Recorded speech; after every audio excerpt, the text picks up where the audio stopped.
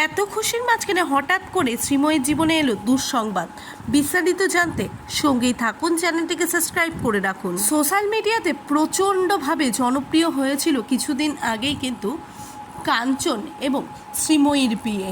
বছর 53 কাঞ্চনের সাথে বিয়ে হয়েছে 27 বছরে শ্রীময়ী চট্টরাজের। প্রচুর ট্রোলিংয়ের শিকার হন শ্রীময়ী, কিন্তু কোনো কিছুকেই সে পাত্তা দেয়নি।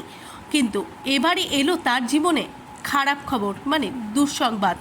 শ্রীময়ী হঠাৎ করে যেন অসুস্থ হয়ে পড়লেন। হসপিটাল সূত্রেও জানা গেছে যে অত্যাধিক গরমের জন্য ডিহাইড্রেশন হয়ে গেছে তার শরীরে, আর ঠিক এই কারণেই তিনি অসুস্থ হয়ে পড়েছেন। এর সঙ্গে আবার পেটে অসহ্য ব্যথা আর এক ঝটকায় রক্তচাপ কমে গিয়েছে তার শরীরের। শ্রীময়ী চট্টরাজ সংবাদপত্রে জানায় যে তার হঠাৎ করে খুব শরীর খারাপ হয়ে যায় শনিবার রাত্রে।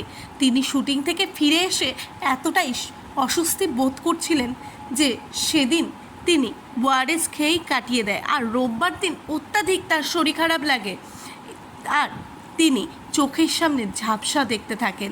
ঠিক সেই সময় কাঞ্চন মল্লিকের দাদা এবং বৌদি তাকে হসপিটালে অ্যাডমিট করে। এখন অনেকটাই সুস্থ শ্রীময়ী। আশা করা যাচ্ছে যে তিনি খুব শীঘ্রই হয়তো বাড়ি ফিরবেন। আপনি তাড়াতাড়ি সুস্থ হয়ে যান শ্রীময়ী, এটাই কামনা করি।